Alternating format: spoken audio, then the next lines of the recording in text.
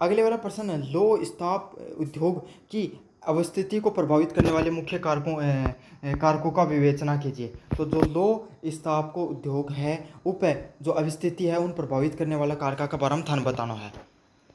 तो लो स्टील को जो उद्योग है, जो एक टाइम में इंडस्ट्री हुआ करती है उनकी रीढ़ की हड्डी माने जाया करते ये उद्योग। तो ये उद्योग को ऊपर थाने क्या करनी है, टिप्पणी करनी है कि भाई यो कौन सा कारका पर निर्भर करे। तो यो प्रश्न पढ़ लेगा ना तो लो इस्ताप से संबंधित तो और कोई प्रश्न थान पढ़ने की जरूरत कौन पड़ेगी। तो यो प्रश्न है इनके बताया गया कि लो इस्ताप उद्योग भारी उद्योगों में मतलब जो बड़ा बड़ा उद्योग वहीं उनकी श्रेणी में है। इसकी स्थापना अनेक भौगोलिक आर्थिक एवं सामाजिक कारकों पर निर्भर करती है। तो इको जो निर्माण है, जो की स्थापना है, वह अलग अलग प्रकार की भौगोलिक जो आर्थिक गतिविधि उन पर निर्भर कर है। ठीक है, इसकी अवस्थी को प्रभावित करने वाले प्रमुख कारक कौन से, तो कौन सा कारक पे निर्भर करे। क्यों बड़ो उद्योग है हर कट्ठे तो थे लोक उद्योग को देखोगा ऐ की जगह देखो जो मान लिया झारखंड में ज़्यादा है, समझ में आ गया आपको, छत्तीसगढ़ हो गई, उड़ीसा की उठीन की साइड में ज़्यादा है, भाई राजस्थान में क्यों को नहीं। आज इस चीज़ का बारे में आपा पढ़ाई करांगा है ना। तो यह सोचो कि माला गाँव में कहीं कौन लाग रहे हो उद्योग, तो आप बेरो पार जाओ क्यों कौन लाग लो।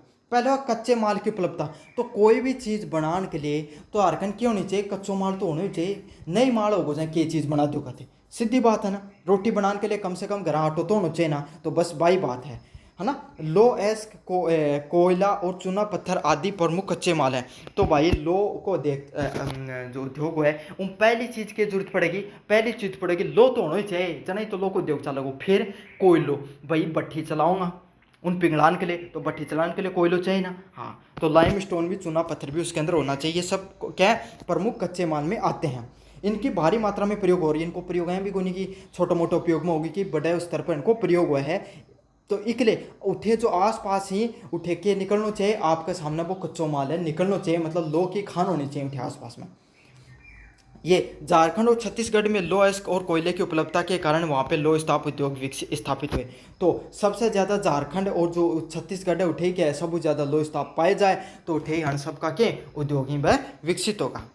अगले वाला क्या है, ऊर्जा संसाधन। इस्पात निर्माण में अत्यधिक ऊर्जा का निर्माण होती है। अब थान बेरो लो भट्ठी को काम होगा तो क्या होगा, उन पिंगलाने के लो जल्दी से पिंगले तो आज कोई नहीं बहुत टाइम लगे ना, तो उन पिंगलाने के बहुत ज़्यादा ऊर्जा की जरूरत पड़े। तो वो बहुत ज़्यादा ऊर्जा की जो उपयोग पड़े है इकले उठे के ऊर्जा का स्रोत होना भी जरूरी है। जिकले के भाई सुलभ ऊर्जा आराम से ऊर्जा उपलब्ध जा, मतलब आया की जगह जठे के तो कोयलो निकले तो कोयलो निकला तो ठीक है कि भाई कोयला से संबंधी बिजली घर बनाए हुए हैं, या फिर जल विद्युत को यंत्र हुए आया का जठे बहुत आसानी से बिजली भी मिल जा, वहाँ की जगह आप स्थापित कर सका हाँ आया को उद्योग। अगले वाला क्या, जल स्रोत। तो इन कारखानों में शीतलन, बॉयलन एवं अन्य प्रक्रिया के लिए जल आवश्यक है। अब थे क्या करो जो लो है उन पिंगला तो लियो, अब पिंगलाने के बाद में भाई उन ठंडो भी तो करना पड़ेगा ना, और ठंडो लो ना ठंडो करना लगेगा इतना दिन हम तो जो एक साल लाग जाएगी पूरी, मतलब एक साल तो कौन लगा लेकिन बहुत अधिक दिन निकल जाओ। एक टन निकल रहा हो तुम सोचो कितना टाइम लग जाओ। तो बॉयलर ठंडा करने के लिए ठंडो पानी की व्यवस्था भी होनी चाहिए, और पानी की व्यवस्था होने के लिए भाई पानी होना भी चाहिए, समझ में आ गई ना।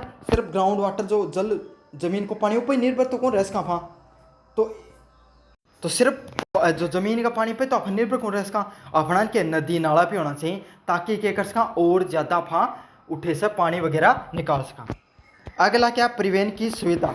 तो भारी कच्चे माल और तैयार माल के परिवहन हेतु रेल, सड़क, जलमार्ग की आवश्यकता है। तो भाई कोई भी अब थे मान लो तो लो तो बना लियो, लो को निर्माण तो कर ली, सिल्ली बना लियो कि कुछ भी जो भी बनाना चाहो वो बना लियो, लेकिन अब उन कारखाना में पटक के करोगा उन पूरी दुनिया में लेके भी तो जाना है उन बेचने के लिए।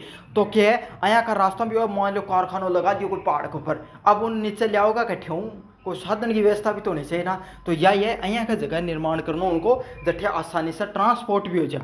हाँ, तो भारी कच्चे माल व तैयार माल को परिवहन हेतु सुलभ रूप से रेल, सड़क, जलमार्ग की सुविधा भी होनी चाहिए। सूचित परिवहन व जिसकी लागत कम हो, तो અહીંયા को मार्ग भी होना चाहिए जठे, क्योंकि आप रेलवे पूछ रही है तो रेलवे सबसे सस्तो अपना ट्रांसपोर्ट करके देश का है, तो અહીંયા की व्यवस्था होनी चाहिए जठे सस्तो परिवहन भी मिल जाए अपना। अगले वाला पॉइंट क्या, बाजार की उपलब्धता। तो इस्पात के उद्योग में विभिन्न जैसे निर्माण, ऑटोमोबाइल, मशीन निर्माण में होता है, तो इसके आसपास बड़े केंद्र व बड़े शहर भी होने चाहिए। तो भाई अब सीधी बात है, लो निर्माण कर लियो, ट्रांसपोर्ट में दर भी दियो, लेकिन अब मान लियो थे जठे कारखानों लियो, और कारखानों 400-500 किलोमीटर दूर तक कि में ही कोई नहीं, कोई शहर ही कोई नहीं, तो उस जितनो प्रॉफिट होगा वो तो सारा सारा ट्रांसपोर्ट में चले जाओ, थारे की कमाई होगी।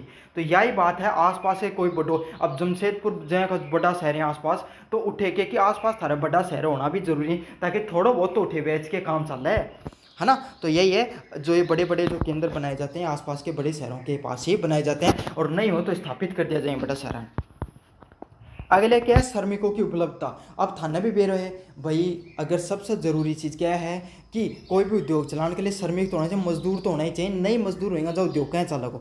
तो यही है, श्रमिकों की उपलब्धता भी आपके पास होनी चाहिए, तभी उद्योग का वो बहुत अच्छे से चल सकता है। अगले वाला पॉइंट क्या है, सरकारी नीतियों का प्रोत्साहन होना। तो जैसे कि सरकार द्वारा, अब थाना बेरो सरकार टाइम टाइम पर उद्योगान छूट दिए है, सरकार अलग अलग प्रकार की योजना चला है, कुटीर उद्योगा के लिए अलग योजना चला रखी है ना, स्वावलंबन योजना होगी, आपके सामने विश्वकर्मा योजना होगी, तो आया की और भी योजनाएं, ये तो छोटी मोटी कुटीर उद्योग के लिए ही। तो कोई भी उद्योगन चलाने के लिए थोड़ा बहुत सरकार को प्रोत्साहन होना जरूरी हुआ है। तो यही है, सरकार द्वारा कर में छूट, ऋण, बिजली की दरों में छूट, इन सब चीज़ें मिलेंगी तो उद्योग है वो और ज़्यादा क्या होते हैं, और ज़्यादा विकसित होते हैं आसपास के क्षेत्र में।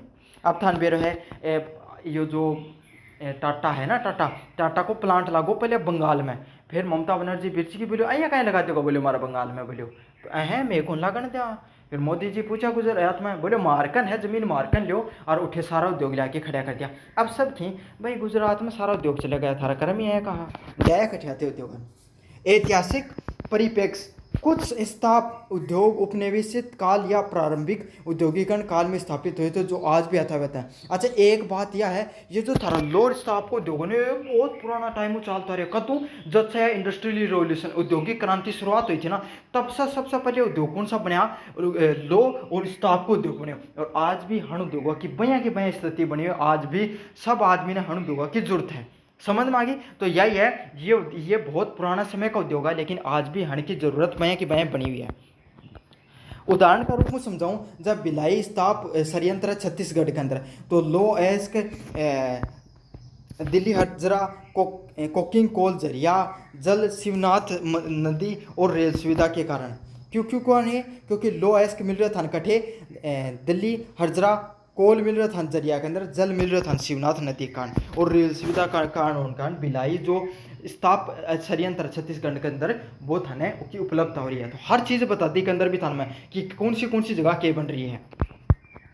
फिर के अगलो सबसे बड़ा उद्योग को केंद्र कौन सा, जमशेदपुर है झारखंड के अंदर। इम टिस्को कंपनी का जो टाटा की जो कंपनी है उनको संयंत्र है, तो ठीक है, लो एस्क भी मिल रही है, कोयलो, जल, श्रमिक और टाटा द्वारा विकसित इंफ्रास्ट्रक्चर, सारी की सारी चीज़ें एक जगह मिल रही हैं, जिसका कारण के जो जमशेदपुर है झारखंड के अंदर उठे भी जो संयंत्र लागे, तो कम से कम भिलाई संयंत्र जो छत्तीसगढ़ के अंदर और जमशेदपुर झारखंड के अंदर, ए दो नाम तो याद कर ही लियो उदाहरण देने के लिए।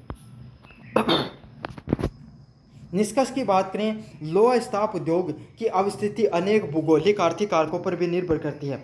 तो जो लौह इस्पात उद्योग है ना, यो अलग अलग चीज़ों पर निर्भर करे है, जब भूगोलिक होगा, आर्थिक कारक होगा, इन सब चीज़ों पर क्या करें, निर्भर करे है।